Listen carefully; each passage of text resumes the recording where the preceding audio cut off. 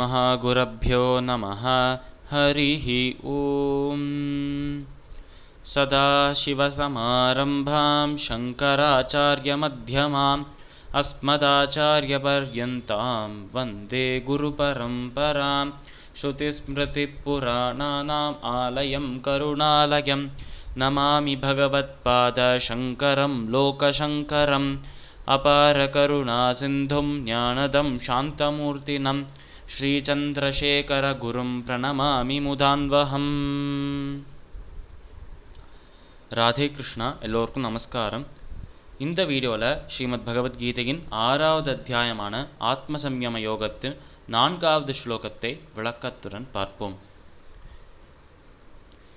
யதா ஹினேந்திரியார்த்தேஷு ந கர்மஸ்வனுஷஜ்ஜதே சர்வசங்கல்பசந்நியாசி யோகாரூடஸ்ததோச்யதே.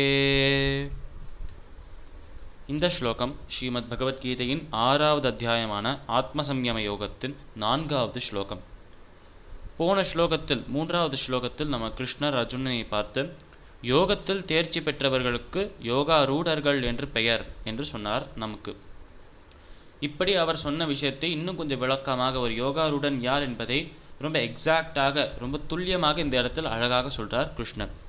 அப்படி அவர் சொல்கிற விஷயங்கள் யதாஹி நேந்திரியார்த்தேஷு ந கர்ம ஸ்வனுஷஜ்ஜதே, அதாவது இந்திரியங்கள் மீதும் அந்த இந்திரியங்களுக்கு சொந்தமான இந்திரியங்களோட சம்பந்தம் ஏற்படுத்தி கொள்ளும் புலனுகர் பொருட்கள் மீதும் தாங்கள் செய்யும் கர்மா மீதும் அந்த செயல் மீதும் செயலேந்து வரும் பலன் மீதும் எந்த ஒரு பற்றும் எந்த ஒரு மமக்காரமும் எந்த ஒரு அகங்காரம் எந்த ஒரு கர்வமும் இல்லாமல் இருப்பவர்கள் தான் யோகாரூடர்கள் என்று சொல்றார் கிருஷ்ணர்.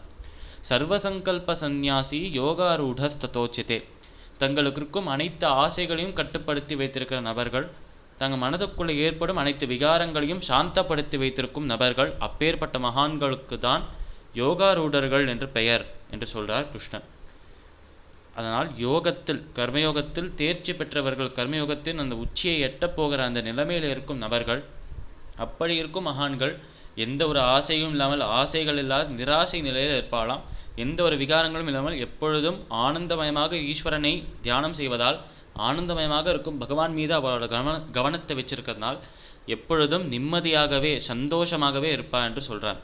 அதே நேரத்தில் தாங்கள் செய்யும் கர்மா மீதும் செயல் மீதும் செயலேந்து ஒரு பலன் மீதும் ஆசை கொள்ளாமல் தங்களுடைய இந்திரியங்கள் புலன்களும் புலனுகர் பொருட்களும் சேர்ந்தாலும் அந்த சேர்ந்த அந்த சம்பவத்திலேருந்து அந்த ஒரு சம்பந்தத்திலேருந்து வரும் அந்த அனுபவத்தை அதை இன்பமாக எடுத்துக்கொள்ளாமல் துன்பமாகவும் எடுத்துக்கொள்ளாமல் ஒரு சமநிலையில் இருப்பவர்கள் தான் யோகாரூடர்கள் என்று அழகாக இந்த இடத்தில் கிருஷ்ணா சொல்றார்.